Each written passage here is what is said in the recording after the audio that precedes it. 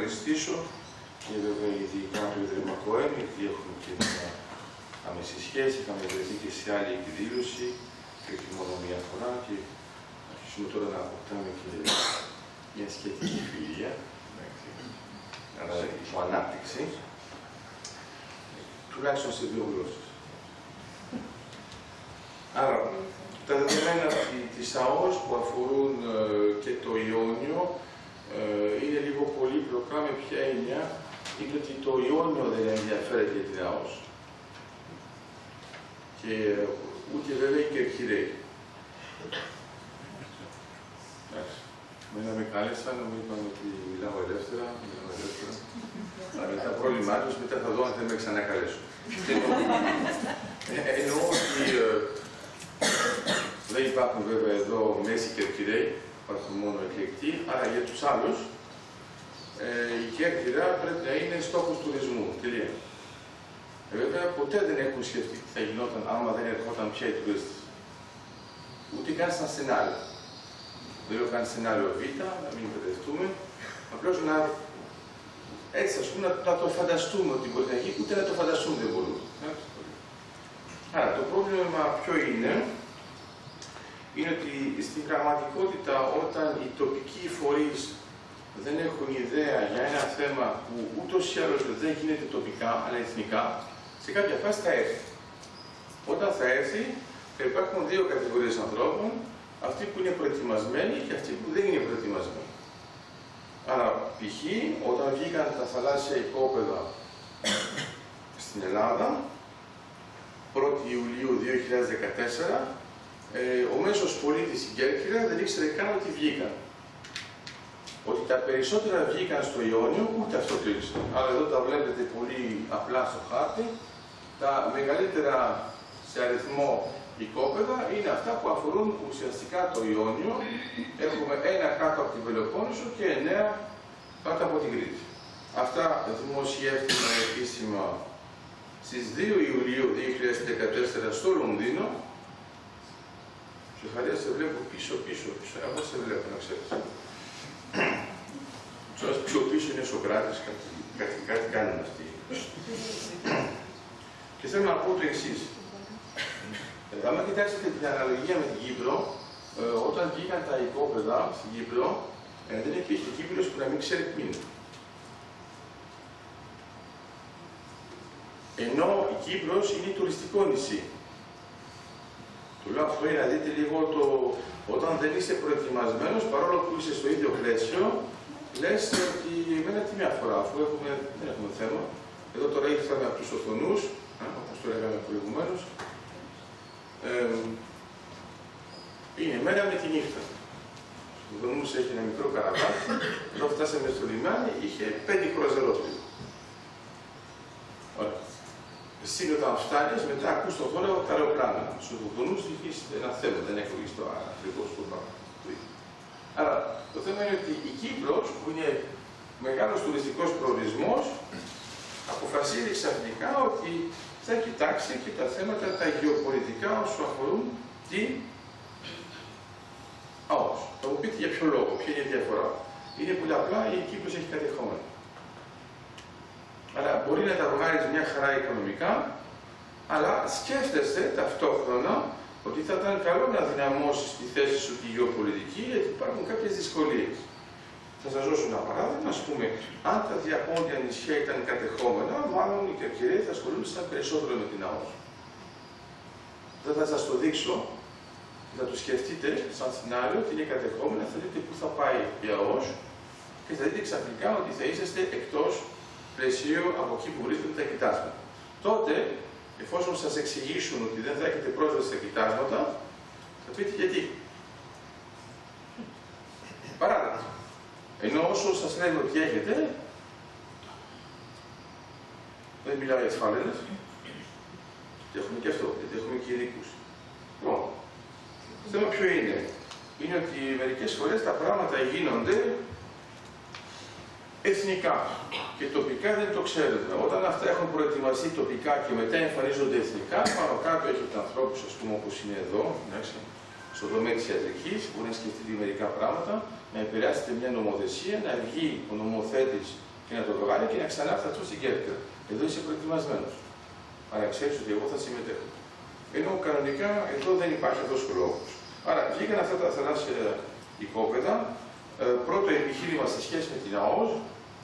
Άρα η ΑΟΣ, όπως βλέπετε, είναι αυτό το μεγάλο κομμάτι, το οποίο είναι η δεύτερη μεγαλύτερη ΑΟΣ της Ευρώπης, στη Μεσόγειο.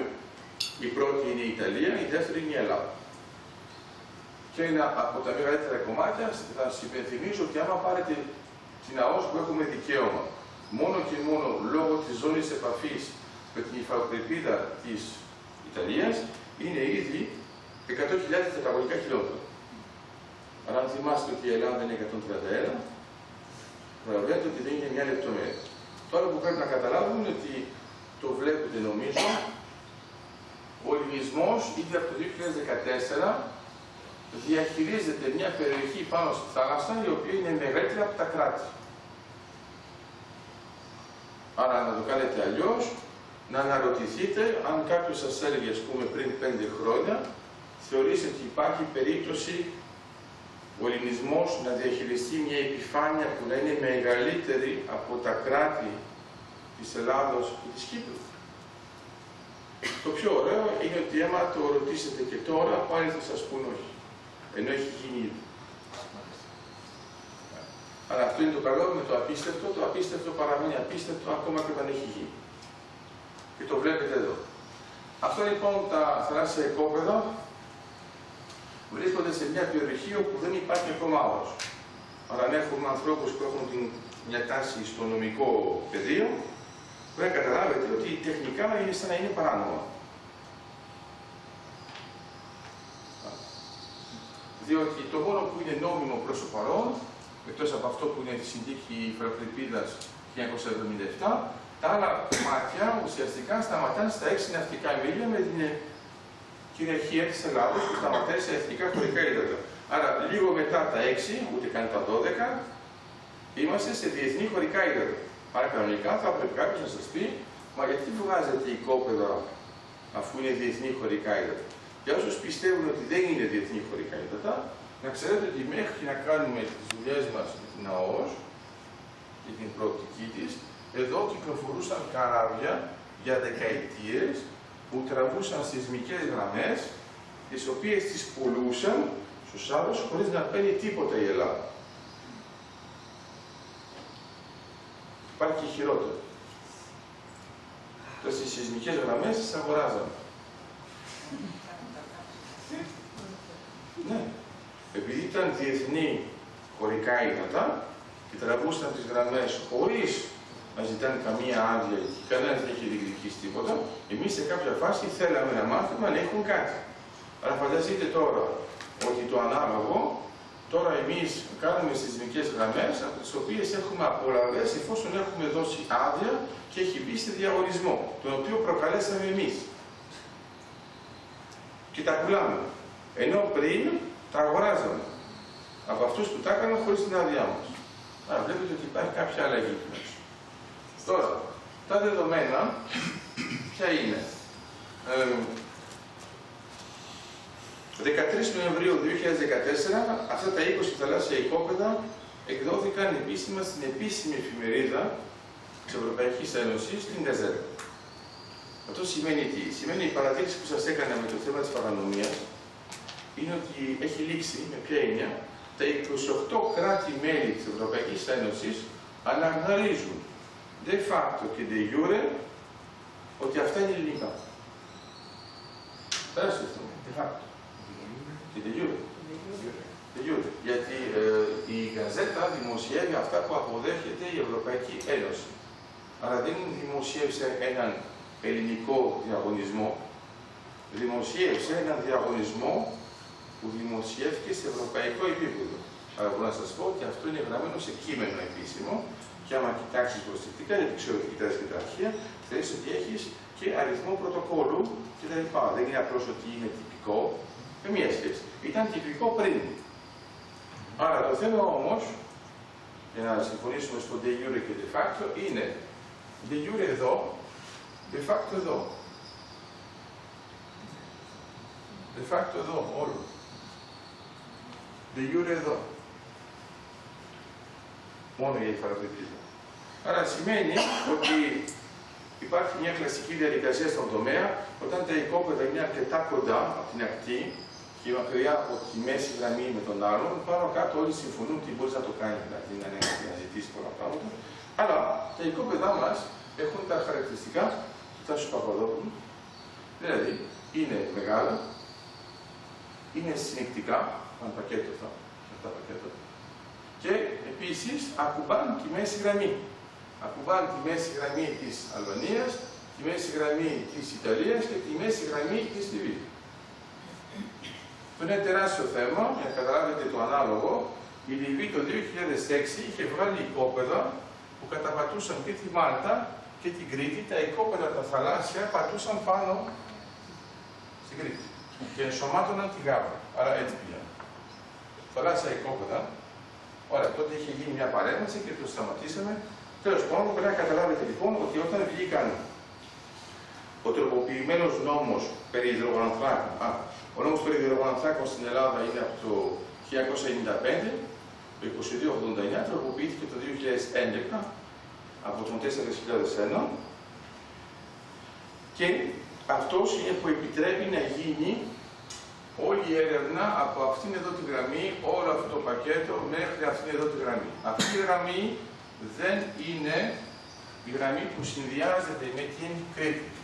Συνδυάζεται με τη ζώνη επαφής της ΑΟΣ της Λιβύης με την Αίγυπτο. Αυτό εδώ είναι τριπλό σημείο. Άρα απλώς το ανεβάζουμε κάθετα και συμπίπτει πάνω κάτω με την Κρήτη. Αυτό σημαίνει πρακτικά ότι η Αλβανία, επιπλέον από την Ιταλία και η Λιβύη, και αυτές αναγνώρισαν de facto ότι εντάξει, μέση γραμμή δικό σου. Χωρίς να υπάρχει συμφωνία. Αλλά αυτό είναι διαφορετικό, γιατί αυτές βέβαια δεν δημοσίευσαν τίποτα. Ο διαγωνισμός αρχίζει 13 Νοεμβρίου 2014 και προβλέπει 6 μήνες. Υποβολή υποψηφιότητων. Βέβαια, εμείς αυτούς τους 6 μήνες είχαμε αρκετές καινοτομίες, άρα δεν μπορούμε να πούμε τα πράγματα πήγαν ομαλά και η πρώτη μη ομαλότητα είναι ότι υπήρχε ένας άλλος διαγωνισμός, ο μικρός διαγωνισμός, ο λεγόμενος Ιωάννινα Πατραϊκό Κατάκρο. Άρα ο μικρός διαγωνισμός είχε υποψηφιότητες, σε κάποια φάση αποφασίζεται από την κυβέρνηση ότι θα ακυρώσει το μεγάλο διαγωνισμό.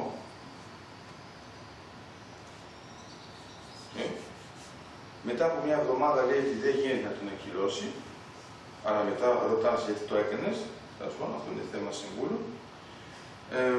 Μετά από άλλες 15 μέρες ανακοινώνει ότι τον αλλάξουν. Μόνο που είναι ευρωπαϊκό κείμενο. Άρα για όσους ασχολούνται και με γλώσσες και όταν είναι ευρωπαϊκό κείμενο πρέπει να συμφωνούν και 28 για κάθε τροπολογία. Και τώρα σου λέει, εγώ είχα συμφωνήσει με το άλλο κείμενο, όχι με το νέο.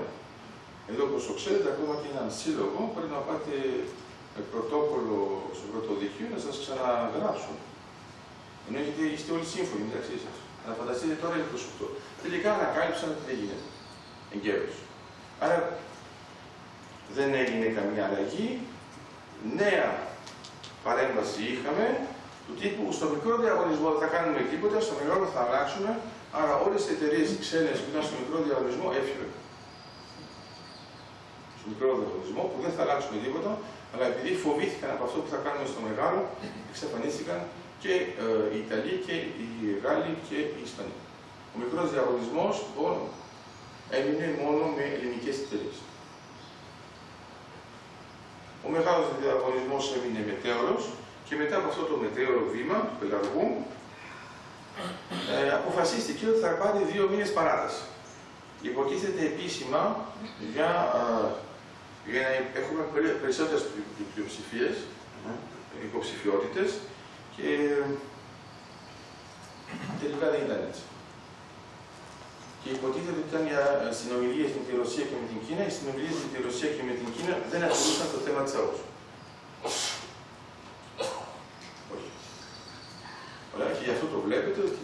έληξε ο διαγωνισμός μετά από 2 μήνες παράταση, 15 Ιουλίου, βέβαια έληξε 15 Ιουλίου και όχι 15 Μαΐου και ελπίζω να βλέπετε τη διαφορά μεταξύ των δύο ημερομηνιών, εφόσον ζω ενδιάμεσο.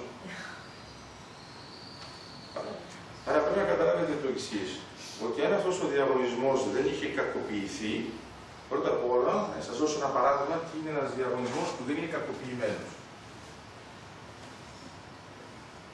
Βγάζουν 12 οικόπεδα, έρχονται 33 εταιρείες, κάνουν 15 κοινοπραξίες, είναι υποψήφιες σε 9 οικόπεδα και βγαίνουν 5 συμβόλαια. Γιατί επιλέγουμε. Άρα βγαίνουν τα 5 συμβόλαια, τα 5 συμβόλαια, καταλάβετε, για το οικόπεδο 2, 3 και 9, η Κύπρος πήρε 150 εκατομμύρια ευρώ μόνο και μόνο για την υπογραφή του συμβολέου, χωρίς να έχει κάνει τίποτα. Και από το 10 και το 11 πήρε 48 εκατομμύρια ευρώ, συνολικά πάνω κάτω πήρε 200 εκατομμύρια ευρώ για μια περιοχή που δεν της άνοιγε καν το 2004. Αυτό τώρα είναι πριν αρχίσουν οι γεωτρήσεις, οι εξορίξεις, μόνο και μόνο επειδή συμφωνήσαμε. Okay. Το ανάλογο τώρα με έναν καταφιασμένο. Δεν έχουμε καμία υποψηφιότητα εδώ. Καμία υποψηφιότητα εδώ. Και έχουμε στο 1, στο 2 και στο 10. Από πόσες εταιρείες? Στο 1 από τα ελληνικά πετρέλαια, στο 10 από τα ελληνικά πετρέλαια και στο 2 από μία κοινοπραξία είναι ελληνικά πετρέλαια, Total και Edison. Η Total είναι γαλλική και η Edison είναι ιταλική. Άρα, επί της ουσίας, έχουμε λοιπόν 3 υποψηφιότητες σε 3 διαφορετικές περιοχές και κατά συνέπεια δεν υπάρχει ανταγωνιστικό πλαίσιο. Άρα, ποιο είναι το πρόβλημά μας? Το βλέπετε ποιο είναι το πρόβλημα? Ας πούμε ότι αυτοί εδώ οι 3 είναι υποψήφιοι στην ίδια περιοχή. Εγώ μιλάω με την πρώτη εταιρεία, μου λέει θα σου δώσω τόσα, λέω εντάξει, εγώ θα ήθελα περισσότερα, πάω στο δεύτερο. Μπορεί να καταλήξω και στο τρίτο. Είμαστε εντάξει? Τώρα έχω μία. Αυτή ξέρει ότι έχω μόνο αυτή. Και είναι ελληνική. Πώς? Και είναι ελληνική. Όχι, όχι, όχι. Μην το κάνουμε με την ελληνική, αλλά οποιοδήποτε. Αυτό είναι άλλο, θα το πούμε μετά. Αλλά όταν έχω μία και συζητώ, είναι πολύ απλό. Θα μου δώσει μια τιμή, εγώ θα δώσω μια τιμή, θα πούμε εντάξει, όχι, και μετά τέλειωσε. Δεν μπορώ να πάω στον άλλο. Τέλειωσε. Αλλά δεν μπορώ να του πω, κάνε λίγο πιο πάνω να τέλειωσε, θα πάω στον άλλο. Όσο ξέρετε ότι δεν έχει άλλο. Αυτό είναι το θέμα με την υποκρατία. Θα δίνω το παράδειγμα και θα πιαστώ. Στο 9 ήταν υποψήφιες 9 κοινοπραξίες στο 9. Η πρώτη κοινοπραξία που ήταν υποψήφια ήταν η Gazprombank με την Total και την Novatek, την οποία η Κύπρος την απέρριψε. Έκανε συμφωνία τελικά με την Enicogas. Η δεύτερη δηλαδή. Και η δεύτερη πήρε το 2, το 3 και το 9. Κάνοντας 2 γεωτρήσεις με αυτά από το συμβούλιο που είπαμε. Άρα, τώρα, ας τα περάσουμε θετικά, όπως λέει ο Προγωτρώνης. Άρα, ποια είναι η ιδέα? Ας πούμε ότι δεν έγινε τίποτα. Ας πούμε ότι βγάλαμε μόνο το οικόπεδο 2. Και να δούμε τι θα κάνουμε το οικόπεδο 2. Θα μου πείτε, μα δεν είναι κρίμα όλο αυτό? Δεν μας ενδιαφέρει αφού έγινε τώρα. Αυτό που έχει σημασία είναι το εξής. Μπορούμε να αξιοποιήσουμε το οικόπεδο 2 όπως αξιοποίησε η Κύπρος το οικόπεδο 12. Άρα, τώρα βέβαια θα σε έχω στεναχωρήσει βέβαια. Άρα χαίρομαι. Έτσι σημαίνει ότι έχετε κάποια συνείδηση. Ενώ πριν βέβαια στην αρχή μπορεί να φέρει τώρα για Απόστολα, 100 θέματα, του άλλου και να σας λέει μάλλον. Αλλά κοιτάξτε τώρα τι γίνεται. Από τα 20 οικόπεδα θα παίξουμε στο 2. Άρα θα μου πείτε κρίμα. Το θέμα είναι ότι άμα κάνετε το ανάλογο, σαν αναλογία με την Κύπρο και πείτε θα παίξουμε μόνο στο 12. Θα πείτε όχι, ρε παιδιά, έχουμε 13, έτσι είναι. Ναι, αλλά μόνο το 12 αυτό μπορεί να είναι φυσικό αέριο για 150 χρόνια. Σε ένα κοίτασμα, το 12. Και το 12 έχει ήδη 3. 150 χρόνια κυπριακής κατανάλωσης ενέργειας. Εντάξει, άρα αυτό είναι απλό. Κοιτάζετε πόσο ξοδεύετε όλη την ημέρα το βάζετε στο χρόνο, λέτε αυτό είναι ένας χρόνος υπηρετικής κατανάλωσης. Να καταλάβετε εμείς αυτή η περιοχή που δεν θα κάνουμε τίποτα προς το παρόν, μέχρι να το ενεργοποιήσουμε, εδώ είναι 450 χρόνια. Εντάξει. Αλλά βέβαια παρεμπιπτόντως μετά, πώς θα το πω, ελέγχουμε τους ανθρώπους που έχουν χρήματα, γιατί δεν τα βγάζουμε πέρα. Είναι λογικό δεν τα βγάζουμε πέρα, γιατί εδώ, αυτό, η αξία των κοιτασμάτων εδώ και εδώ, αυτό συνολικά, είναι 1,73. Άρα το φυλάμε, είναι εκεί. Εντάξει, άρα και εμείς λοιπόν παιδευόμαστε με όλα τα άλλα, αφήνοντας το εκεί. Ούτως ή άλλως εμείς έχουμε τουρισμό, δεν μας πειράζει, τα καταφέρουμε. Άρα, το ιδανικό τι είναι? Είναι να καταλάβουμε κάτι άλλο. Όταν βγήκαν τα οικόπεδα, έχουν ενδιαφέρον, γιατί όταν πατάνε πάνω στη μέση γραμμή, κάτι που δεν βλέπουμε αμέσως, είναι ότι μπαίνουν και στο FIR των άλλων κρατών. Αυτό είναι απίστευτο. Άρα, το οικόπεδο 19 και 20 μπαίνει και στο FIR Καΐρου. Όμως η Αίγυπτος δεν είπε τίποτα. Αυτό είναι πάλι ένα de facto. Εδώ είναι το ίδιο. Εδώ προσέξτε, αυτό εδώ είναι το FIR της Μάλτας. Το FIR της Μάλτας, το οικόπεδο 16 και 17 μπαίνει μέσα. Άρα κοιτάξτε μετά το FIR της Ρώμης, Μπρίνιζη και Τυράννου. Αυτά τα οικόπεδα έχουν αυτή τη δυνατότητα γιατί είναι τόσο κοντά και η ΑΟΣ της Ελλάδος είναι τόσο μεγάλη, άρα για όσους έχουν κάνει στρατό, θυμάστε ότι σας έλεγα συνεχώς, το FIR είναι μεγάλο. Η ΑΟΣ είναι πιο μεγάλη από το FIR. Άρα η διαφορά είναι ότι θα επιτρέψει αυτό το πράγμα να έχουμε οικόπεδα που να είναι εκτός. FIR που σημαίνει να είναι εντός των άλλων. Άρα, συν τα 28 κράτη-μέλη, έχουμε και την Αλβανία και τη Λιβύη και την Αίγυπτο που δεν έχουν πει τίποτα για αυτά τα οικόπεδα. Άρα θεωρούν όλοι ότι εντάξει, δεν έκανε κάτι το παράνομο, μέσα στη μέση γραμμή είσαι δηλαδή. Άρα, ας τα κοιτάξουμε τώρα λίγο πιο κοντά από το Ιόνιο. Άρα, είναι πάλι το ίδιο. Θα αρχίσουμε τους κριτικούς για να καταλάβετε μετά τι σπόνται για εσάς. Ένας μέσος κριτικός θεωρεί ότι η Γάβδα δεν έχει καμία σημασία. Τι μπορώ να πω για έναν μέσο και χειραίο? Ότι τα διαπόντια δεν έχουν καμία σημασία. Άρα όταν ας πούμε το λέμε αυτό και στην περιφέρεια, σου λένε πάνω κάτω, αν αυτοί στα διαπόντια μπορούσαν να μετακινηθούν και να είναι συγκέντρια, θα κάνουν και λιγότερα προβλήματα. Μην γελάτε, το μιλάω σοβαρά. Στην πραγματικότητα, άμα μετακινηθούν όλοι και ξαφνικά ας πούμε, τα διαπόντια νησιά δεν ανήκουν πια στην Ελλάδα με έναν τρόπο, τα κοιτάσματα για τα οποία θα σας μιλήσω είναι όλα στην ΑΟΣ των διαποντίων νησιών. Μετά τα λες πολύ πιο ωραία από ό,τι νόμιζα είναι. Ας τα δείξουμε τώρα. Πριν λοιπόν να καταλάβετε ποιο είναι το όφελος, πριν δείξω το όφελος του τοπικό, ελπίζω να βλέπετε ότι το οικόπεδο 1 είναι και τα 3 διαπόντια μέσα. Φυσικά. Να προσέξτε, το οικόπεδο 2 επηρεάζεται από τους Οθωνούς. Δεν νομίζετε ότι κάναμε το 5ο masterclass τοποστρατηγική στους Οθωνούς, ότι είναι τυχαίο. Άρα, κοιτάξτε τώρα τι έχει ενδιαφέρον. Όλη αυτή εδώ η περιοχή είναι Ιόνη. Περιφέρεια. Άρα, ο νόμος περί υδρογονανθράκων προβλέπει ότι οι απολαβές του ελληνικού δημοσίου το 5% θα πηγαίνει στην περιφέρεια. Από τα κοιτάσματα που είναι στην περιφέρεια. Άρα το 95% θα πηγαίνει σε όλη την Ελλάδα, κανονικά, για διάφορους λόγους, και το 5% κατευθείαν στην περιφέρεια. Άρα φαντάζομαι το ξέρετε αυτό, έτσι είναι.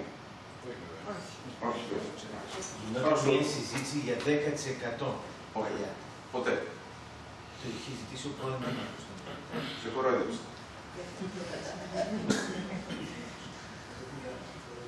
Ως Δήμαρχος μπορεί να το ζητήσει στην περισταλή. Θέλω να σε πείσω τώρα πόσο σε κορόιδεψα. Πες μου πότε είναι η παλιά. Είναι 3-5 χρόνια. Το 5% υπάρχει από το 1995. Τους. να διεκδικούσε ό,τι θέλει. Και τώρα εσείς αυτό μπορεί να πείτε, εγώ θέλω το 90%. Άντε πάμε. Άρα, πρώτον, δεν έγινε το 1995 και ενισχύθηκε το 2011. Άρα, Λόγια. Το οποίο... το είναι άλλο. Θέμα σου, το σοβαρό, είναι πόσο είναι 5%.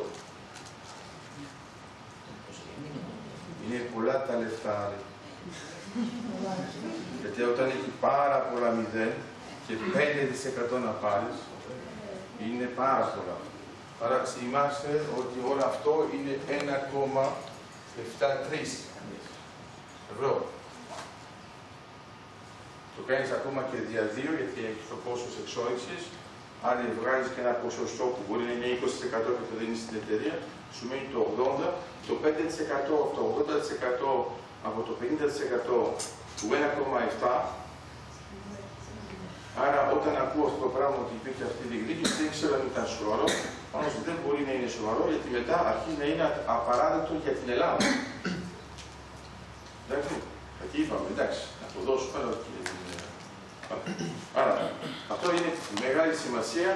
Εδώ λοιπόν τι βλέπετε και συντεταγμένες με τη συμφωνία που έχουμε με την Ιταλία. Εδώ. Άρα εδώ είναι η συμφωνία υφαλοκρηπίδας και σταματάει σε αυτό το σημείο, δεν είναι το τριπλό σημείο. Άρα βλέπετε ήδη την δράση από τα διαπόντια σε φυσικό χώρο, αλλά όχι αναγκαστικά σε πώς παίζονται. Τώρα βλέπετε ότι έχουμε το οικόπεδο 1, 2, 3, 4 και εδώ έχετε το κοίτασμα Πύρος και το κοίτασμα Αχιλλέας. Πετρέλαιο. Άρα, έχει πάντα λίγο οπτικό αέριο, αλλά το μεγάλο, όλη η Ιταλία, άμα πας διαγώνια, είναι για πετρέλαιο.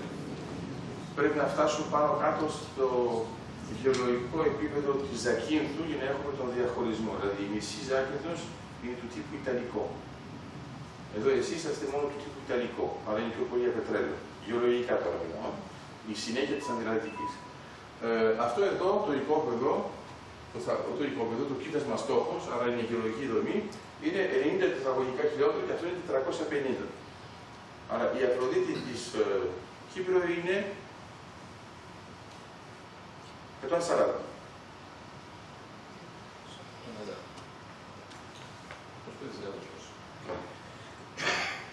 Άρα, θα μου πείτε πώς έχετε ενδιαφέρον για αυτή την περιοχή. Άρα, εδώ έχει ενδιαφέρον, γιατί μπορείτε να δείτε όλη την περιοχή με αυτά που έχουν γίνει ήδη.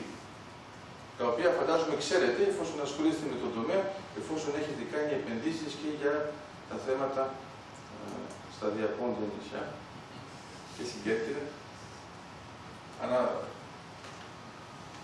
αυτά δεν σας εξηγώ πάρα πολύ τι είναι, για να μην στεναχωρηθείτε. Αλλά νομίζω ότι το μη μπορεί να το καταλάβετε αρκετά γρήγορα. Και επειδή είναι γραμμένο και με τέτοια πράγματα, νομίζω κάτι μπορεί να βρείτε. Και κοιτάξτε τώρα τις ημερομηνίες για όσους σας στέλνουν, μα δεν έχουμε ιδέα για το τι γίνεται στην περιοχή. Άρα, εδώ έχουμε 81, γιατί βλέπετε πρέπει να το βλέπετε ενιαία. Εντάξει, μην το θεωρείτε. Άρα, άμα βλέπετε 81, 89, 89, 88, 75, 2014, και βλέπετε, ας πούμε, που είναι, βλέπετε που είναι η Κέρκυρα.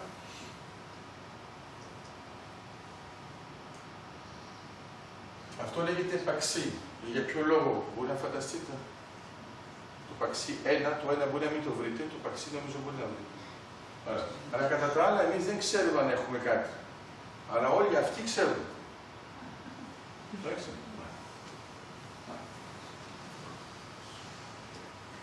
Τώρα σας έχω βάλει τα οικόπεδα της Κύπρου, τα οικόπεδα της Κρήτης, Πελοποννήσου και τώρα σας βάζω και τα οικόπεδα του Ιωνίου. Και τι μπορείτε να δείτε, εντελώς τυχαία βέβαια, ότι αυτά τα οικόπεδα από την Κροατία μέχρι τη Ζάκυνθο είναι ουσιαστικά συνεχόμενα. Φαντάζεστε ότι είναι σίγουρα γιατί δεν έχουν βρει τίποτα. Σίγουρα δεν έχουν βρει τίποτα. Για να ψάχνουν συνεχώς έτσι, δεν είναι. Ο ένας δίπλα από τον άλλο. Άρα πρέπει να καταλάβετε το εξής. Κάθε φορά που ζωγραφίζουμε ένα οικόπεδο έχει κοίτασμα στόχο. Αυτό το έχετε συνειδητοποιήσει ή πάθατε ένα σοκ τώρα? Άρα θα σας πω για ποιο λόγο, γιατί δεν έχει, είναι από θέμα γνώσης. Για να βγάλουμε ένα οικόπεδο πρέπει να κάνω σεισμικές έρευνες. Ωραία. Θα μου πείτε, ωραία, και μπορεί να μην έχεις βρει τίποτα και βάζεις το οικόπεδο τσάπα. Εντάξει, είμαστε Έλληνες εμείς, δεν βάλει το οικόπεδο, μα θέλει. Το θέμα είναι ότι ο διαγωνισμός προβλέπει ότι πρέπει να αγοράσεις τα σεισμικά για να είσαι υποψήφιος. Και ρωτάω τώρα, εσείς θα αγοράζετε σεισμικά, θα βλέπετε ότι δεν έχει κανένα κοίτασμα στόχο και θα πηγαίνετε για υποψηφιότητα. Άρα η Ελλάδα όταν έβαλε 20 θαλάσσια οικόπεδα είναι ότι έχουμε 20 θαλάσσιους στόχους. Τουλάχιστον. Και άμα έχετε ένα στόχο, άμα έχετε δύο, δεν μας πειράζει, αλλά έναν τον έχετε. Άρα δεν μπορεί να έχετε κανένα μπλοκ χωρίς κοίτασμα. Στόχο τουλάχιστον. Δηλαδή που να δείχνει ότι μπορεί να μετά δεν ξέρετε την ποιότητα, αλλά θα πάρει. Άρα, για να καταλάβετε, η Κροατία έβαλε 29 οικόπεδα. Τα οποία είναι όλα του ίδιου τύπου, όπως είναι Κροατία, όπως είναι λίγο το Μαυροβούνιο, η Αλβανία και στη συνέχεια τώρα τα δικά μας. Άρα έχει ενδιαφέρον ότι σπάνια κοιτάζουμε τέτοιους χάρτες μονοκόμματα και έχουμε την εντύπωση ότι μόνο εμείς μιλάμε αυτά τα θέματα. Ενώ σας πληροφορώ ότι η Κροατία έβαλε τα 29 οικόπεδα πριν από τα δικά μας. Το διαγωνισμό εξελίχθηκε πριν από το δικό μας και θεωρούσαμε τότε ότι ήταν μέτριο το αποτέλεσμα με 10 υποψηφιότητες. Νομίζω καλό ήταν. Ωραία. Τώρα, ο Αχιλλέας. Τώρα θυμάστε που είναι ο Αχιλλέας. Ο Αχιλλέας είναι ο Χοντρούρης, 450. Άρα, ο Αχιλλέας, για όσους πιστεύουν ότι μόνο πρόσφατα ανακαλύψαμε ότι έχουμε φυσικό αέριο και πετρέλαιο, άρα, το 1996 ήμασταν ικανοί, αλλά κοιτάξτε πώς πάει εδώ, βλέπετε λίγο την Κέρκυρα, ίσα-ίσα. Εδώ είναι η Ελλάδα, εδώ είναι η Κέρκυρα, εδώ είναι το πλέγμα και εδώ αυτή η γραμμούλα, βλέπετε, άρα είναι τα δεδομένα της πηγής, είναι αυτό που αρχίζει από εδώ και πάει εκεί. Εντάξει. Άρα, τα δεδομένα που είχαμε το 1996 πάνω κάτω ήταν τέτοιου τύπου. Είναι αυτό που σας είπα, με το 450. 450 είναι η επιφάνεια. Άρα έχετε μια μεγάλη πλάκα που είναι, αν θέλετε, αλάτια. Ας το ονομάσουμε καπάκι. Γιατί άμα έχετε φυσικό αέριο και πετρέλαιο που βγαίνει και δεν έχετε καπάκι, είναι πολύ απλό, φεύγει, διαρρέει, το χάνει. Το φυσικό αέριο πηγαίνει πάνω στην ατμόσφαιρα, κατευθείαν. Και έχει σχεδόν μηδενική διαλειτότητα στο νερό. Άρα το 1996 το ήξεραμε έτσι και τώρα με τα δεδομένα του 2013, που νομίζω ότι καταλαβαίνετε πόσο μεγαλύτερη ακρίβεια έχουμε, τώρα ξέρουμε ότι έχει ουσιαστικά δύο μεγάλους λόφους. Βλέπετε ποια είναι η διαφορά. Η διαφορά είναι ότι άμα ήταν μόνο σαν αυτό, σημαίνει ότι πάνω κάτω όπου και να τρυπήσεις, αν έχει κάτι, θα σου βγει. Τώρα, άμα τρυπήσω εδώ και δεν έχει ύψος πληρότητας που να έχει συνεκτικότητα με το άλλο, τι σημαίνει, πάνω κάτω φανταστείτε τώρα ότι έχετε βάλει νερό και έχετε πάνω αέριο και σταματάτε εδώ και εδώ. Σημαίνει ότι πρέπει να κάνετε δύο γεωτρήσεις. Μια γεώτρηση κοστίζει 70 εκατομμύρια ευρώ. Η τρύπα. Για να ξέρετε πώς είναι η ογκομετρία, πρέπει να κάνετε πάνω κάτω 5 γεωτρήσεις. Άρα, και να δούμε τα πράγματα με το όνομά τους. Ο διαγωνισμός που σταμάτησε τώρα, γιατί πρέπει να δούμε πώς έχει σταματήσει η υποψηφιότητα. Να ξέρετε ότι όταν υποβάλλουμε μια υποψηφιότητα, βάζουμε 100.000 ευρώ για υποψηφιότητα. Τους να καταλαβαίνετε πώς πάνε τα μεγέθη, εντάξει. Ποιος τα παίρνει? Το κράτος. Η Ελλάδα. Αυτός που έχει εκδώσει τον διαγωνισμό σε οποιοδήποτε χώρα. Το ελληνικό δημόσιο. Το ελληνικό δημόσιο, βέβαια. Εκτός βέβαια αν έχει capital control. Μην γυράτε. Γιατί δεν τα έχουμε πάρει ακόμα. Διότι βγήκε απόφαση από το Υπουργείο ότι μπορούμε να τα πάρουμε εφόσον λήξει το capital control μετά από 10 μέρες εργάσιμες. Δηλαδή κανένας δεν σκέφτεται να βάλει εξαίρεση για λόγους εθνικούς για να τα πάρουμε. Όχι, έχουν μπει στα κανονικά. Άρα έχουμε 3 φορές 100.000 που είναι έτσι. Εντάξει. Και όταν θα βγουν, θα πρέπει μετά να αξιολογήσουμε τον φάκελο και να δούμε αν αυτός ο φάκελος είναι ορθός. Αν δεν είναι ορθός, τότε είναι άκυρος ο διαγωνισμός. Πώς έχουμε εμείς. Αν έχουμε 15, πρέπει να 14. Άρα, θα στο λέω αυτό που σημαίνει μια εταιρεία βάζει 100.000 ευρώ μόνο και μόνο για αυτή, μετά πληρώνει από 24 έως 50 εκατομμύρια ευρώ μόνο και μόνο επειδή υπέγραψε το συμβόλαιο. Μετά κάθε τρύπα που κάνει ξοδεύει 70 εκατομμύρια ευρώ και αυτό οφείλεται στο γεγονός ότι μια πλατφόρμα όταν την νοικιάζεται κοστίζει 450.000 την ημέρα για φυσικό αέριο και 600.000 την ημέρα για πετρέλαιο. Και αυτό το έχετε για 4 μήνες. Δεν μπορεί να κάνετε μια γεώτρηση λιγότερο από 4 μήνες.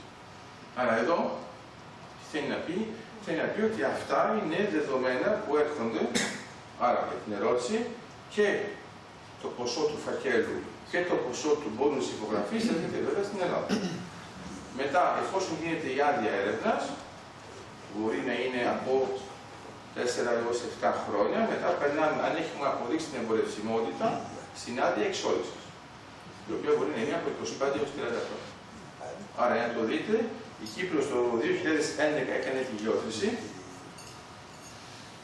1 Οκτωβρίου, το Δεκέμβριο βρήκε φυσικό αέριο, το 2015 αποδείχθηκε ότι είναι εμπορεύσιμο. Εμπορεύσιμο σημαίνει τι?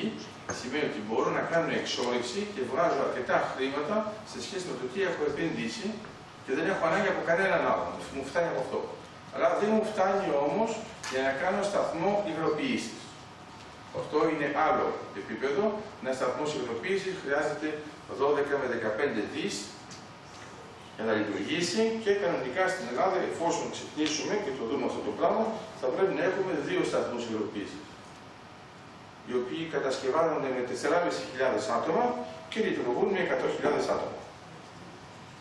Άρα μιλάμε για 200.000 θέσεις εργασίας με 2 σταθμούς υγροποίησης. Που βέβαια ο ένας θα είναι στην Κρήτη και ο άλλος θα είναι στην περιοχή που επιτέλους δεν θα ασχολείται μόνο και μόνο με το άλλο. Γιατί ξέρετε, έχουμε αυτό το πράγμα. Σε κάποια φάση θέλουμε τα παιδιά μας να κάνουν σπουδές, να είναι επιστήμονες, τους πάμε και στο εξωτερικό και μετά τους λέμε θα πάρει στο ξενοδοχείο. Όχι, το κάνουμε μόνοι μας. Εντάξει.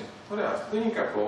Όταν ο άλλος έχει κάνει μια σχολή που είναι τουρισμού, που είναι ξενοδοχειακή. Όταν ο άλλος κάνει, ας πούμε, μηχανικός και στο τέλος καταντάει να κρατάει το ξενοδοχείο των γονιών γιατί δεν έχουν τίποτα άλλο να το προσφέρουν, πάει καλά. Αλλά το θέμα είναι ότι αυτά υπάρχουν. Τα βλέπουμε. Άρα εδώ, βλέπετε, αυτός εδώ είναι ερευνητής στην PGS και σας δείχνει τα δεδομένα νότια της Κρήτης. Αλλά σας έχω βάλει την νότια της Κρήτης για να μην σας πρίζω μόνο με το Ιόνιο και να μην μου λέτε ότι μόνο εμείς δεν. Τράβατε. Άρα, νότια της Κρήτης, βλέπετε εδώ την Κρήτη. Εδώ είναι αυτή η γραμμή και όπως βλέπετε, δεν ξέρω αν το βλέπετε αμέσως, αυτά είναι τα δεδομένα πάνω κάτω που έχουμε με τα σεισμικά. Τα σεισμικά τι είναι? Είναι ένα καράβι που εκπέμπει 25 MHz με υδράφωνα πίσω του, εκπέμπει, πέφτει, πηγαίνει στα 7-8 χιλιόμετρα κάτω από τον πυθμένα, ξαναέρχεται και ακούει πως πάει ο ήχος. Εντάξει.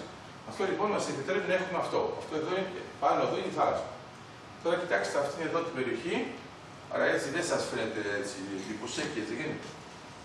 Ποιος είναι εντυπωσιασμένος τώρα εδώ? Εσύ, είσαι γεωλόγος. Για να είσαι εντυπωσιασμένος εδώ, ωραία, να τους πείσεις. Υπάρχει άλλος εντυπωσιασμένος? Κι άλλοι είμαστε. Όλοι είμαστε γεωλόγοι.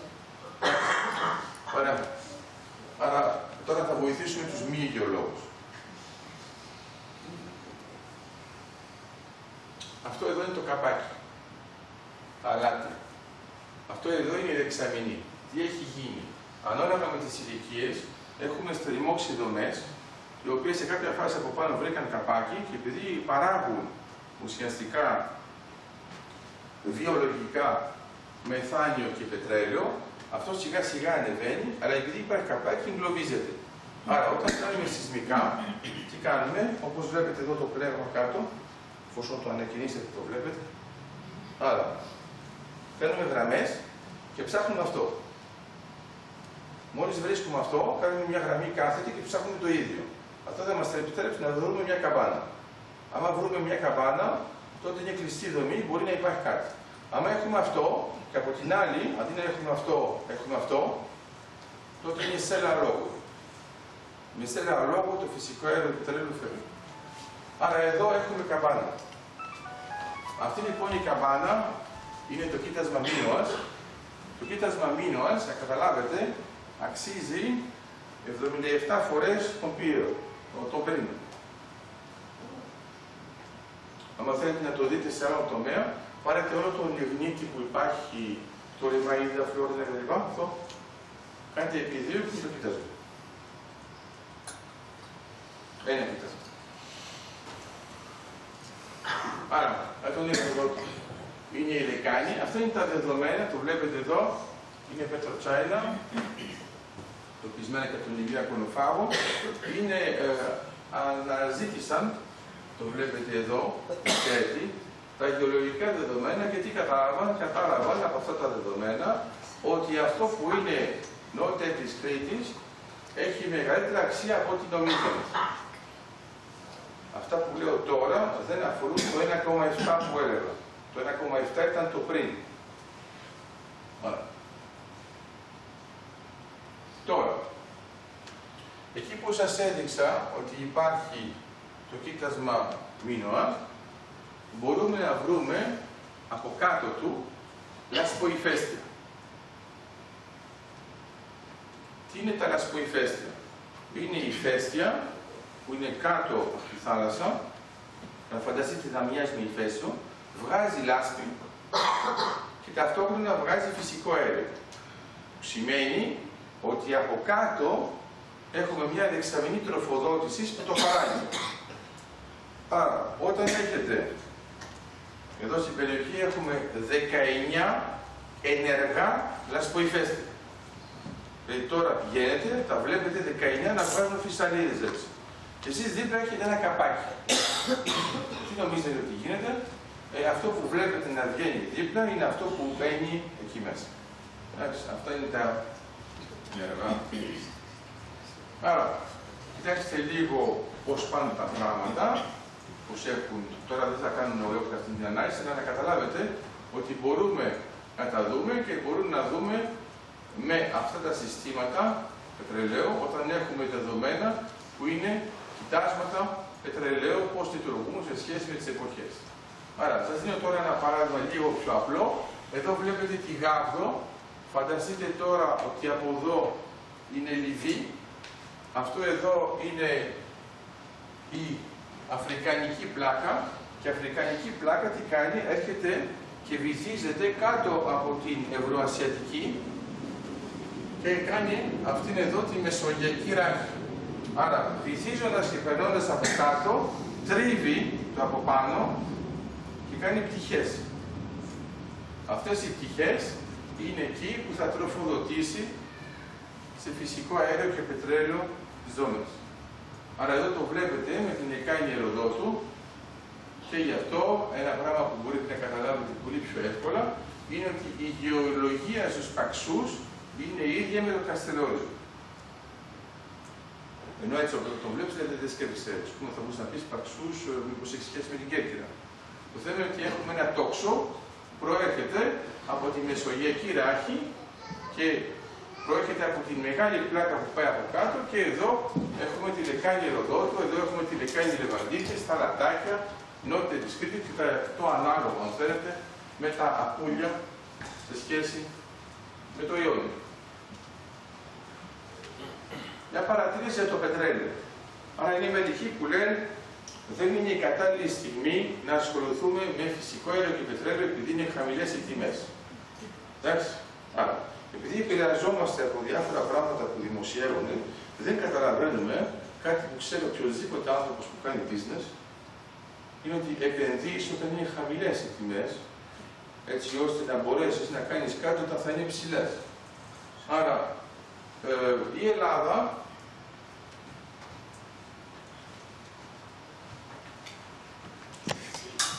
Bubble, είμαστε περισσότερο από την Αφροδίτη, γιατί θα κάνουμε το 5 στην 7. Άρα δεν μετράω καν το 5 στην 7, αλλά θέλω να σας δείξω ότι παρόλο που συζητάμε μόνο για ένα κοίτασμα, υπάρχουν και άλλα τα οποία σιγά σιγά θα τα συζητάμε. Το βλέπετε και εδώ, σε σχέση με το τι γίνεται και με το πετρέλαιο. Αυτό είναι το κοίτασμα που βλέπετε σε 3 διαστάσεις, άρα 100-140 χιλιόμετρα τετραγωνικά. Και εδώ, εκτός βέβαια από την ειδικό γεωλογία που τα ξέρετε ήδη όλα, το εξηγώ για τους άλλους, όσο πιο κρύο είναι, τόσο πιο χαμηλά είναι, όσο πιο ζεστό είναι, τόσο ψηλά. Και εδώ δεν είναι ανάγκη να είστε μεγάλος ειδικός γεωλογίας, να καταλάβετε ότι λειτουργεί σαν ένα καπάκι. Ότι μέσα εδώ είναι το φυσικό αέριο και το πρόβλημα το μόνο που έχετε είναι αν αυτό είναι χωριστό. Και άμα είναι χωριστό από πολλές γεωτρήσεις, άμα δεν είναι μία. Ξαναέρχομαι τώρα σε γεωπολιτικό επίπεδο. Έχουμε την Ελλάδα, έχουμε την Ιταλία. Οι ευρωπαϊκές χώρες είναι Κύπρος, Ελλάδα, Μάλτα, Ιταλία, Ισπανία, Γαλλία, εννοώ για αυτές που είναι από κάτω, και η Κροατία. Άρα τι βλέπετε, βλέπετε ότι υπάρχει ένα ενιαίο πλαίσιο που σημαίνει ότι αυτό επιτρέπει σε θέματα ΑΟΣ να κυκλοφορούμε για φυσικό αέριο, για πετρέλαιο, για καράβια LNG, χωρίς να ζητάμε τίποτα από κανέναν άλλον. Αλλιώς, όταν περνάτε από τον άλλον, ή πρέπει να έχετε μια άδεια, την οποία πρέπει να σας δώσει, αλλά μπορεί να σας την καθυστερήσει, ή σας λέει, παρά ένα πολύ ωραίο παράδειγμα που το ζήσατε ανάποδα, τουλάχιστον εικονικά, αγωγός TAP. Ακούσατε όλοι ότι επειδή ο αγωγός TAP θα περάσει από την Ελλάδα, θα πρέπει να δώσουν λεφτά στην Ελλάδα. Μα η Ελλάδα δεν έχει κάνει τίποτα, απλώς είναι ότι περνάει. Άρα είναι το ίδιο με τις ΑΟΣ. Άμα περνάτε από κάποιον και εσείς εκμεταλλεύεστε χρηματικά αυτό το πέρασμα, όλος λέει δώσουμε ένα ποσοστό. Άρα, εδώ είναι σας έδειξα με την Κροατία. Την έχετε στο μερό σας στην Κροατία, γιατί είναι αυτή που μοιάζει περισσότερο με την Ελλάδα λόγω των νησιών. Έχει πάρα πολλά νησιά, τα οποία τα μετράμε τα νησιά για να υπολογίσουμε τη μέση γραμμή σε σχέση με την Ιταλία, όπου έχουμε συμφωνία υφρακτοεπίδας στα 29. Άρα να θυμάστε τι έχει κάνει η Κροατία, και εδώ ακούμε διάφορα πράγματα. Η Κροατία περίμενε να μπει στην Ευρωπαϊκή Ένωση. Εφόσον μπήκε μετά από ένα μήνα, είπε θα κάνω έρευνες υδρογοναθράκων και μετά από ένα χρόνο έβγαλε οικόπεδο. Άρα φαντάζομαι ότι φαντάζεστε είναι για να την κλέψουν. Δεν ακούτε ότι εμείς θα τα βγάλουμε, θα μας τα πάρουν οι άλλοι. Άρα είναι ακριβώς αυτό που έκανε η Κροατία. Περίμενε να μπει στους άλλους για να τα δηλώσει και να μπορούν να τα κλέψουν. Το φαντάζεστε. Στην πραγματικότητα τι έκανε. Σου λέει καλύτερα εγώ να είμαι μέσα, έτσι όταν θα έχω οποιαδήποτε συμφωνία θα είναι αποδεκτή από τους 28, παρά να είμαι μόνη μου. Και γιατί το κάνει η Κροατία, γιατί θυμάστε η Κροατία είναι πρώην Ιουγκοσλαβική Ένωση και Βοσνία έχουν κάνει διάφορα. Άρα σου λέει Σλοβενία μπήκε στην Ευρωπαϊκή Ένωση με μια χαρά, το πάνω μέρος, ακριβώς το ίδιο κτλ. Άρα εδώ για να καταλάβετε είναι το ίδιο με τα κοιτάσματα, άρα για την ερώτηση, εδώ μιλάμε πιο πολύ για αέριο και εδώ μιλάμε πιο πολύ για πετρέλαιο. Αλλά βλέπετε ότι γι' αυτό ήταν ερώτηση ειδικού, έχουμε και τα δύο στις μερικές περιοχές, εντάξει, γιατί το πετρέλαιο θα είναι από κάτω από το φυσικό αέριο. Εδώ η παραμόρφωση που σας δείχνω, σας επιτρέπει να καταλάβετε ότι η Ελλάδα όταν την υπολογίζεται ως ΑΟΣ, έχει το μέγεθος της Γαλλίας. Και τώρα όταν πηγαίνουμε στα ευρωπαϊκά δεδομένα, άμα τώρα ζωγραφίσουμε όλα τα κράτη-μέλη με μπλε, βλέπετε ότι δεν έχετε κανένα νησί μόνο του. Αυτό σημαίνει ότι έχουμε συνεκτικότητα.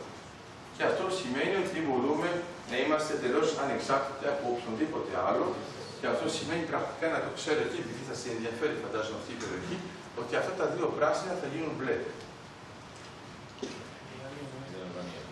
Αλβανία και Μαυροβούνιο. Εντάξει. Γιατί κανένας δεν θέλει όταν έχει μια δομή, μέσα στη δομή να έχει ένα πράγμα έτσι. Γιατί αυτό θυμίζει θύλακα. Άρα, για πολλά χρόνια της ζωής σας έχετε ακούσει ότι το πιο σημαντικό είναι το Αιγαίο. Άρα βλέπετε ότι ήδη το Ιόνιο είναι πολύ μεγαλύτερο, γιατί μιλάμε σε δισεκατομμύρια βαρέλια. Βαρέλια αναγωγής. Βαρέλια αναγωγής τι είναι? Είδα εδώ μια φατσούλα που θέλω να έχει την εξήγηση. Άρα και ο πετρέλαιο, ένα βαρέλι, κοιτάζω ενεργειακά πόσο κοστίζει, μου βγάζει ενεργειακά, δεν κοιτάζω χρήματα. Και μετά και το ανάλογο σε φυσικό αέριο για να ξέρω ότι αυτό είναι βαρέλια αναγωγής. Άρα εδώ αυτά που βλέπετε γραμμένα είναι και φυσικό αέριο και πετρέλαιο σε αναγωγή ανάλογα. Αλλά τι βλέπετε πολύ πρακτικά, βλέπετε ότι το Αιγαίο είναι η μικρότερη ποσότητα. Ότι το Ιόνιο για το οποίο δεν έχουμε κάνει τίποτα είναι ήδη μεγαλύτερο από το Αιγαίο όπου έχουμε κάνει τον Πρίνο. Ο Πρίνος λειτουργεί από το 78, παράγει. Ωραία. Αλλά αυτό είναι πολύ μικρές ποσότητες σε σχέση με αυτό. Σας είπα, να καταλάβετε, αυτό που παράγει ο Πρίνος, ο Βίνωας, το κάνει 77 φορές. Άρα θα πρέπει να κάνετε, ας πούμε, 77 χρόνια εξόρυξης του Πρίνου για να έχετε το ανάλογο. Αν ήταν σε ένα χρόνο. Το καλώδιο Interconnector Ευρωάζια μας ενδιαφέρει, θα σας δείξω πιο πολύ για ποιο λόγο. Εσείς εδώ στην περιοχή είστε συνδεδεμένοι με την Ιταλία. Και είναι το καλώδιο Γκρίτα. Το καλώδιο Γκρίτα είναι ένα καλώδιο που αντέχει 0,5 γιγαβάτ και επιτρέπει στις δύο χώρες, στην Ελλάδα και στην Ιταλία, να επικοινωνούν. Από το 2013 το Ευρωάζια Interconnector που ξεκινάει από το Ισραήλ, πηγαίνει στην Κύπρο, πηγαίνει Κρήτη και μετά Αττική, έχει μπει στα Project of Common Interest, που σημαίνει ότι η Ευρωπαϊκή Ένωση θεωρεί ότι είναι ένα πρόγραμμα που ενδιαφέρει όλους τους Ευρωπαίους, γιατί είναι μια δικτύωση σημαντική. Το project αυτό έχει αξία 2,8 δις και επειδή η Ευρωπαϊκή Ένωση το θεωρεί ότι είναι σημαντικό, δίνει 1 δις. Αλλά πρέπει να φανταστείτε τώρα ότι 3 χώρες, η Ελλάδα, η Κύπρος και το Ισραήλ, είχαν αποφασίσει μόνες τους να κάνουν κάτι. Έγινε η προμελέτη, έγινε η μελέτη, τέλειωσαν όλα αυτά, αξιολόγησαν το κόστος, στην αρχή ήμασταν στο 1,5, είχαν πέσει στο 2,8. Οι Ιταλοί έχουν φτιάξει το καράβι που θα βάλει την πόντη στο καλώδιο και αυτό το καλώδιο θα κατέχει το παγκόσμιο ρεκόρ σε μήκος, πάνω από 1000 χιλιόμετρα. Το οποίο τοποθετείται από ένα ειδικό ρομπότ 1 μέτρο κάτω από το πυθμένα της θάλασσας και θα μεταφέρει 2 γιγαβάτ. Ποιες είναι οι επιπτώσεις στην περιοχή σας? Θα γίνει αναβάθμιση αυτού του καλωδίου να περάσει και αυτό στα 2. Και βέβαια, άμα φαίνεται σε όλο αυτό το πράγμα 2,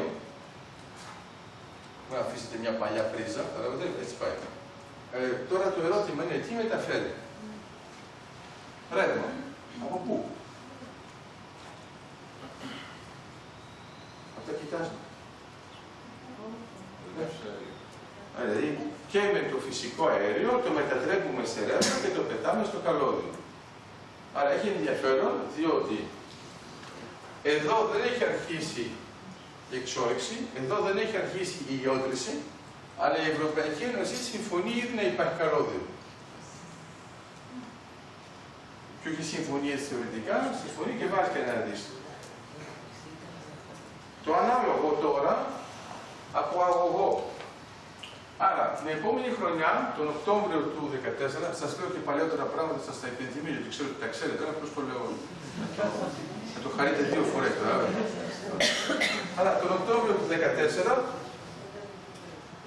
βλέπετε ότι στην πραγματικότητα το ξαναπαίρνουμε αυτό το πλαίσιο και θα δώσουμε και προτεραιότητες και κάτι που είναι πολύ σημαντικό, αν βλέπετε κάτι, όπως είχαμε και στην προηγούμενη φορά, λόγω του καλωδίου, τότε περνάμε και σε θέμα αποθήκευσης της ενέργειας, διότι όταν μπορείτε να στέλνετε σταθερά ρεύμα, που δεν μπορεί να το έχετε με αιωλικό, εγώ είμαι υπέρ αιωλικό όλα αυτά, εντάξει, μην το πάρετε στραβά, αλλά είναι το ίδιο με το φωτοβολταϊκό. Το φωτοβολταϊκό παράγει όταν έχει ήλιο, άμα δεν έχει ήλιο δεν παράγει.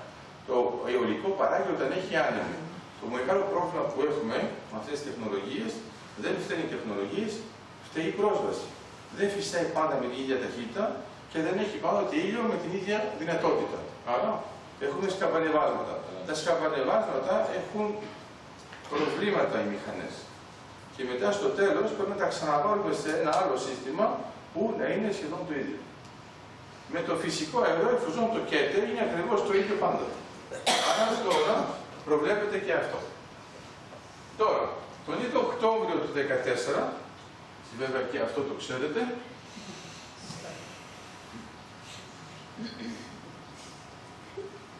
πώς να μην το ξέρετε, τέτοια κοιτάσματα που είναι δίπλα. Αλλά προσέξτε τώρα. Κανονικά θα πρέπει να σας ξαφνιάσει. Βλέπετε, αυτός είναι ο αγωγός. Αυτό είναι ακόμα πιο ωραίο. Αν ήμουν με τους μαθητές μου, θα τους έλεγα είναι πιο γαμάτο, εσείς είστε πιο. Πώς το είναι πιο ωραίο. Βλέπετε ότι δεν έχουμε πάει κράτος. Είναι παράξενο. Άρα αυτό αρχίζει στη μέση του πουθενά. Θα είναι εκεί που είναι τα κοιτάσματα. Γιατί πρέπει να σκεφτείτε, για όσους δεν το έχουν σκεφτεί, όταν έχουμε ένα κοίτασμα του τύπου Αφροδίτη, όταν έχουμε τα κοιτάσματα, τα Μάρλε, Βιάθαν, σε κάποια φάση αυτοί οι άνθρωποι θέλουν να τα πουλήσουν κάπου. Ωραία. Να τα πουλήσουν πού? Εδώ. Ειδικά το Ισραήλ, που έχει καλές σχέσεις με όλες αυτές τις χώρες, είναι όλες φιλικές μαζί του. Αλλά τι γίνεται, στην πραγματικότητα, όλοι προτιμούν από εδώ. Θα μου πείτε για ποιο λόγο. Γιατί αυτοί εδώ είναι οι μεγαλύτεροι καταναλωτές φυσικού αερίου και ενέργειας όλου του κόσμου. Δεν ξέρετε, εμείς πάντοτε κλεργόμαστε. Άρα, η Ευρωπαϊκή Ένωση, ξέρετε, ότι είναι η πρώτη οικονομία στον κόσμο. Το ξέρετε. Φαίνεται.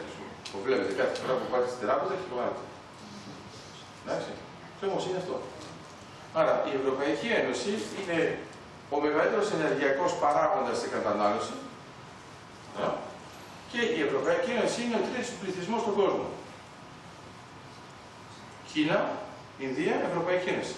500 εκατομμύρια. Άρα καταλαβαίνετε λοιπόν ότι αυτοί εδώ. Άρα, 450 χρόνια. 150 χρόνια. Το Ισραήλ έχει 600 χρόνια. Βέβαια, το καλύτερο είναι το δικό μας, με ποια έννοια, γιατί 600 χρόνια ενεργειακής κατανάλωσης του Ισραήλ, γιατί το Ισραήλ είναι πιο μικρό και είναι λιγότερος πληθυσμός, είναι όπως και με την Κύπρο, καταλάβατε. Άρα εδώ είναι το κουμάρι. Εδώ τώρα βάζετε 11 εκατομμύρια άτομα με όλα αυτά που καίνε, βέβαια εμείς είμαστε οικονομοί, δεν καίνε και πολύ. Στην πραγματικότητα λοιπόν εδώ έχετε και αυτό που έχει μπει στα pipeline,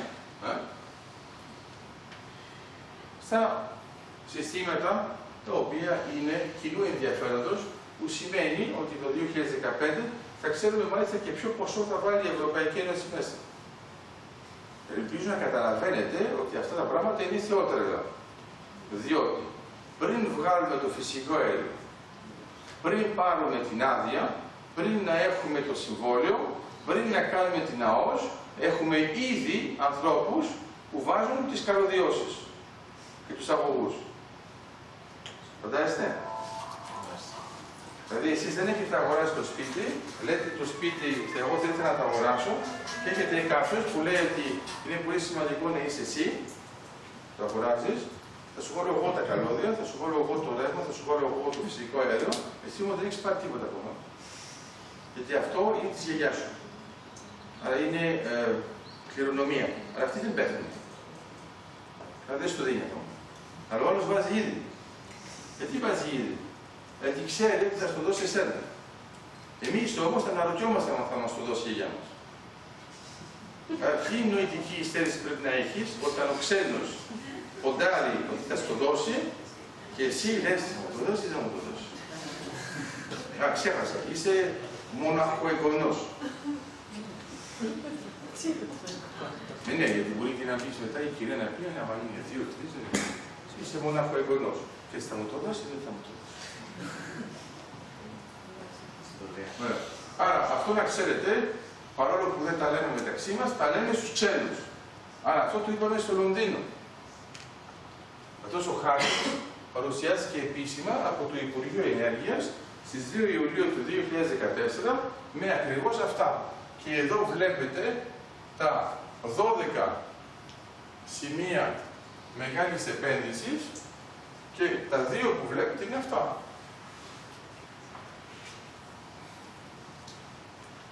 Σας το λέω αυτό γιατί μερικές φορές ακούμε πράγματα, ας πούμε ακούτε πολύ για τον ΤΑΠ, δεν ακούσετε πολύ για τον ΤΑΠ. Τώρα θέλω να ξεακούσετε να δείτε πώς θα πάει. Ας πω ότι είσαστε φανατικός του ΤΑΠ. Δηλαδή θα πάρουμε λεφτά. Έτσι γίνεται. Ο αγωγός, ο interconnector και ο αγωγός EastMed φτάνει εδώ.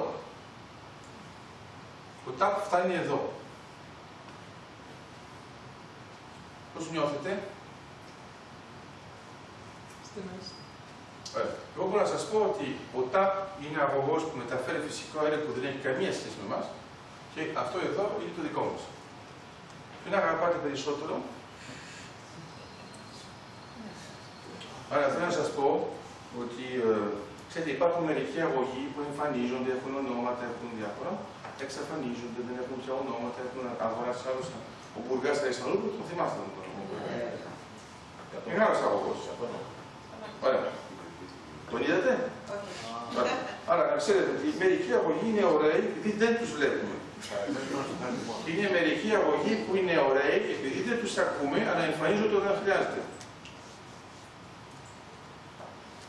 Για όσους δεν τα πιάνουν όλα τα υπονοούμενα, κοιτάξτε λίγο τι γίνεται στην Ουκρανία. Αλλά έχει μεγάλη σημασία να μην είμαστε χώρα περάσματος και να είμαστε χώρα παραγωγής και περάσματος. Γιατί όταν είσαι χώρα περάσματος, όλο τσατίζεται, περνάς από αλλού. Όταν είσαι παραγωγής και τσατισμένος να είσαι, από σένα περνάει. Άρα, εύκολη. Εδώ είναι τα μήκη. Σας αφήνω αυτό. Καστελόριζο τα ξέρετε όλα αυτά. Είναι αυτό που μας επιτρέπει, Καστελόριζο, Ιστρογγύλη και Ηρώ, μας επιτρέπουν να έχουμε τοπικά μια ΟΣ 20.851 τετραγωνικό χιλιόμετρο. Συχνά ακούτε στο Καστελόριζο έχουμε πετρέλαιο. Εντάξει. Είναι λανθασμένη έκφραση. Στο Καστελόριζο έχουμε μεγάλη ΑΟΣ, πετρέλαιο είναι εδώ. Όχι στο Καστελόριζο. Θέμα είναι ότι άμα δεν έχεις το Καστελόριζο, εδώ δεν έχεις τίποτα. Άρα για το πούμε χειροπιαστά, εδώ είναι η ζώνη επαφής της Ελλάδος με την Αίγυπτο. Ωραία. Εξαφανίζεται ο Καστελόριζο, τότε γίνεται η ζώνη επαφής της Τουρκίας με την Αίγυπτο. Είναι λίγο διαφορετικό. Τώρα όσον αφορά τα μεγέθη, αυτό είναι η Πελοπόννησος. Ωραία. Βλέπετε εδώ έχετε 259 χιλιόμετρα, το σύμπλεγμα Καστελορίζου, που είναι 14 νησιά, μας επιτρέπει να έχουμε 48,6 χιλιόμετρα ζώνης επαφής. Θα μου πείτε και τι μας νοιάζει, είναι εδώ. Από εδώ θα περνάνε τα καλώδια, από εδώ θα περνάει ο αγωγός και από εδώ θα περνάνε τα καράβια LNG. Το συνέπεια δεν μας ενδιαφέρει καθόλου, καταλαβαίνετε. Άρα όλοι μιλάνε βέβαια για το Καστελόριζο. Το θέμα είναι ότι άμα το Καστελόριζο δεν έχει κατοίκους και δεν έχει αυτό και δεν το προστατεύουν και δεν το κρατάνε, αυτό εδώ. Άρα πάει ανάποδα. Άρα βλέπετε εδώ, σας το δίνω το χάρτη να δείτε τα μεγέθη, άρα έχετε το FIR, την ΑΟΣ, το FIR της Μάλτας και την ΑΟΣ της Μάλτας. Και βλέπετε λοιπόν ότι δεν έχουμε ζώνη επαφής μεταξύ των ΑΟΣ, άρα δεν μπορούμε να κάνουμε συμφωνία, άρα κάνουμε μία συμφωνία εδώ λόγω των FIR, άρα εδώ στην πραγματικότητα είναι σύζευση, δηλαδή επικοινωνούμε με τον άλλον και του λέμε εμείς όταν θα πηγαίνουμε στην ΑΟΣ δεν θα παραβιάζουμε το FIR σου γιατί πετάτε με ελικόπτερο. Μπορεί εσείς να μην έχετε ακούσει αυτό το θέμα, για ποιο λόγο, γιατί στην Κύπρο όταν πετάει το ελικόπτερο πετάει πάνω του μέσα στο FIR της Κύπρου. Μα κανένας δεν ασχολείται με αυτό. τα δικά μας, όταν θα πετάνε, θα πρέπει να μπαίνουν στο εφαγιά της Μάλτας, παραδείγματος χάρη. Ωραία, τώρα για να καταλάβετε τι έχει γίνει. Αυτό είναι τα σεισμικά δεδομένα. Βλέπετε τι έχει γίνει εδώ. Αυτό είναι τα σεισμικά δεδομένα της PGS, άρα 12.431 χιλιόμετρα, και βλέπετε πόσο είναι πυκνό το πλέγμα στην περιοχή. Εδώ η πυκνότητα του πλέγματος είμαστε στο 10-10. 10 χιλιόμετρα, 10 χιλιόμετρα. Ενώ εδώ είμαστε στο 40. Άρα τι έγινε? Προτιμούν εδώ. Γιατί έχουμε μεγαλύτερο πλέγμα, που σημαίνει ότι η Ελλάδα θα πρέπει σε κάποια φάση να κάνει και εδώ ένα πλέγμα. Και άμα προσέξετε, τουλάχιστον αυτοί που είναι μπροστά, οι εταιρείες που θυμάστε, το βιολέ και το μαύρο είναι να αλλάξει. Αλλά στην πραγματικότητα είχατε ένα χρώμα, έτσι, και μετά περνάει και το άλλο και πηγαίνει στα ενδιάμεσα. Άρα κάνει μια σκακέρα πιο λεπτή που επιτρέπει να εντοπίσουμε καλύτερα τα κοιτάσματα. Αυτή είναι η ιδέα και αυτό έγινε εδώ. Άρα, άμα προσέξετε τώρα το Greece Mega Project, στην πραγματικότητα οι γραμμές οι μαύρες που βλέπετε ήταν οι γραμμές σεισμικές που κάναμε από πριν. Προσέξτε, αυτές είναι οι επίσημες. Ξαναθυμάστε αυτό που αγοράσαμε, παλιά. Ναι. Λοιπόν, η PGS έκανε 12.431 χιλιόμετρα και παλιά οι ανεπίσημες ήταν 30.000. Μόνο νότια της Κρήτης. Καταλαβαίνετε τι έχει γίνει εκεί πέρα. Εδώ έχουμε το Μαυροβούνιο και εδώ σας ξαναδείχνω με μεγάλη ακρίβεια. Άρα να θυμάστε ότι με τους Ιταλούς θα πάμε πολύ, πολύ καλά, διότι η Συμφωνία Υφαλοκρηπίδας μετράει τα νησιά μας. Είναι μια λεπτομέρεια και βλέπετε που φτάνουμε. Αυτό εδώ, το σημείο τριπλό, είναι 40,6 χιλιόμετρα από την Αλβανία, από τους Οθονούς και από την Ιταλία. Ενώ αυτό, άμα μετρούσαμε μόνο την Κέρκυρα, θα ήταν μετακινημένο εδώ. Άρα εδώ τα βλέπετε αναλυτικά και τώρα τα βλέπετε ολικά και καταλαβαίνετε ότι γενικότερα η περιοχή της Ελλάδος έχει πολλές δυνατότητες. Για ποιο λόγο? Σε σχέση με τη Μεσόγειο είναι ανατολικά. Όλο το φυσικό αέριο και το πετρέλαιο το μεγάλο είναι ανατολικά.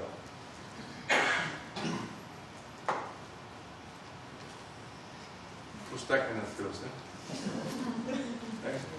Άρα να το κάνετε αυτό με τα παιδιά σας, όταν σας λένε ότι εγώ θέλω να πάω στο εξωτερικό, σου βάζετε τη Μεσόγειο, τους λέτε, κοίτα, τραβάς έτσι, η Ευρωπαϊκή Ένωση είναι μόνο από πάνω. Θα πει, εγώ θέλω να από πάνω. Θα του τραβάς έτσι, του λες, οι υδρογονάτες είναι μόνο από εδώ. Όταν είστε μόνο από εδώ και μόνο από πάνω, είναι εκεί που είναι η Ελλάδα.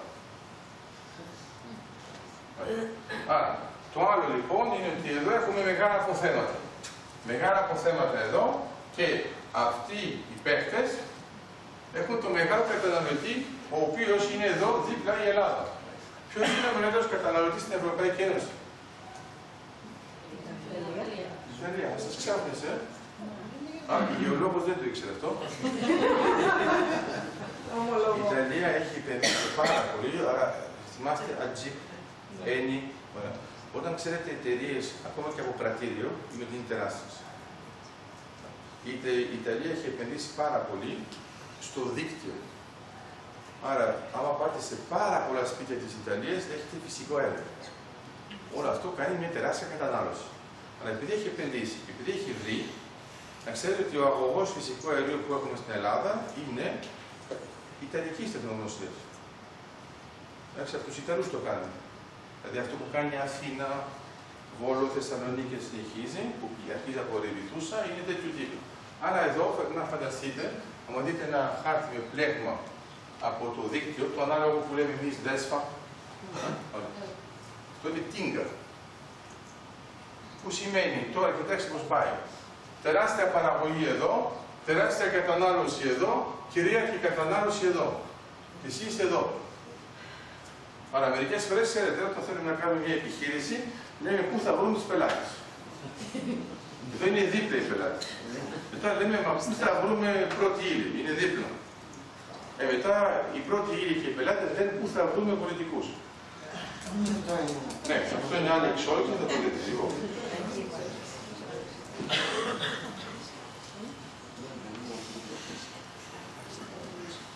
Άρα, τελειώνω λέγοντας συνοπτικά ότι όλα αυτά οφείλονται σε ένα πολύ απλό γεγονός. Εδώ είναι τεκτονικές πλάκες. Άρα τώρα μιλάμε για πολύ μεγάλες διαστάσεις, οι οποίες μετακινούνται. Και οι τεκτονικές πλάκες εδώ έχουμε σύγκληση, με μία πάνω στην άλλη. Εδώ έχουμε πάλι σύγκληση και εδώ έχουμε πάλι σύγκληση.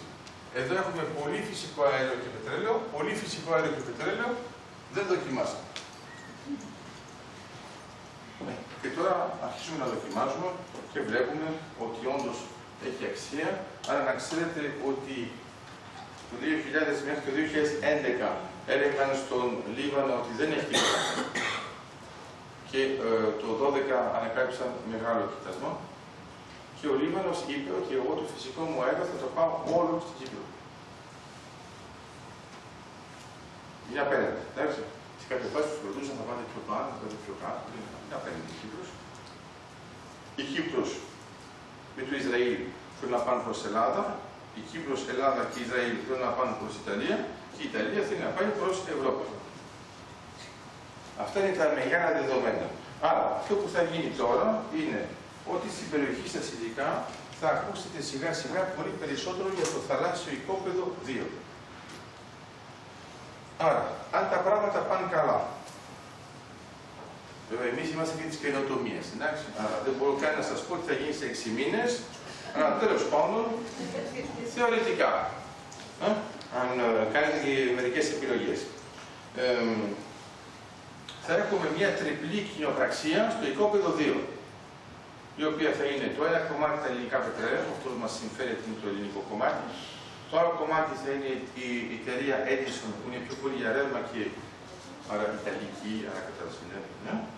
Και η άλλη είναι η Total, που φαντάζομαι και το Total την ξέρετε. Και η Total είναι operator, δηλαδή είναι αυτός που θα τρεπήσει. Άρα, το κοίτασμα πύρος το ξέρουμε εδώ και 15 χρόνια. Αλλά δεν είναι ξαφνικά αναρωτιόμαστε αν θα είναι εδώ ή όχι. Εδώ είναι. Το κοίτασμα Αχιλλέας, και αυτό το ξέρουμε. Το κοίτασμα Αχιλλέας είναι εξ ολοκλήρου ελληνικό. Το κοίτασμα Πύρος, επειδή είναι πάνω στη μέση γραμμή με την Ιταλία, θα είναι στην εκμετάλλευση. Δηλαδή, εμείς ένα κομμάτι, οι άλλοι ένα κομμάτι, και είναι αυτό που έχουμε υπογράψει ήδη από το 1977, όταν ένα κοίτασμα είναι πάνω στη γραμμή οριοθέτησης, είναι και οι δύο χώρες που έχουν απολύσει.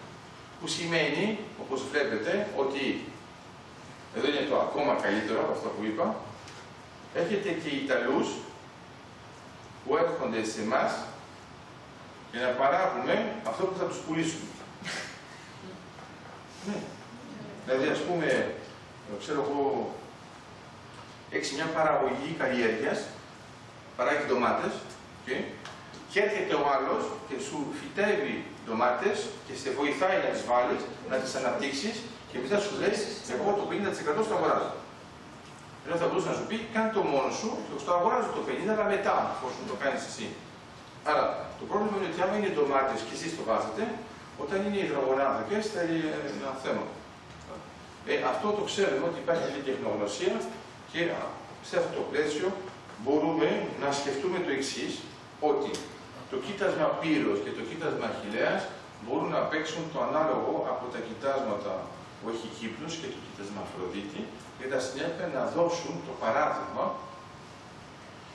για τις άλλες περιοχές, γιατί όπως καταλαβαίνετε θα υπάρξει δεύτερος γύρος που θα βγάλει τα οικόπεδα με πιο πυκνό πλέγμα, ειδικά στην Κρήτη, αλλά και στις άλλες περιοχές, και στο κοίτασμα το κοντά στο 10 που είναι κοντά στο κατάβολο, είναι επειδή ξέρουμε το κατάβολο είναι άδεια εξόρυξης και όχι άδεια έρευνας. Αλλά ξέρουμε ακριβώς ότι είναι στα 4,2 ναυτικά μίλια από την ακτή.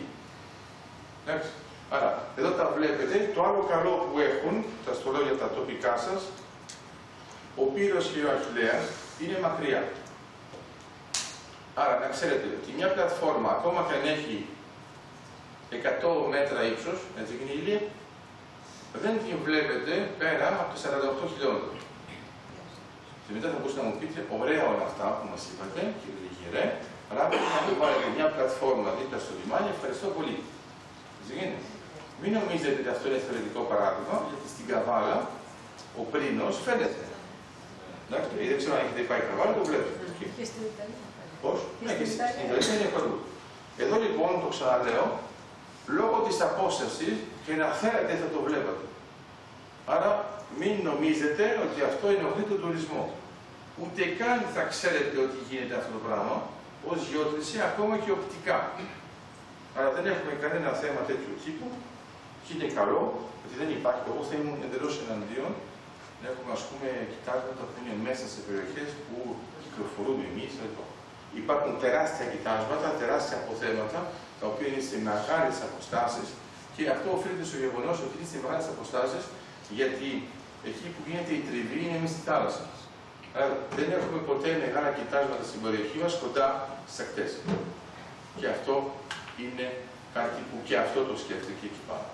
Αλλά θα ήταν καλό να το σκεφτούμε κι εμείς και να δούμε ποιες είναι οι ικανότητές μας να το αξιοποιήσουμε, γιατί είναι εδώ οι δυνατότητες, ειδικά με το θαλάσσιο οικόπεδο 2. Αυτά ήθελα να πω σήμερα. Ευχαριστώ και πάλι για τις αντοχές σας και καλή συνέχεια.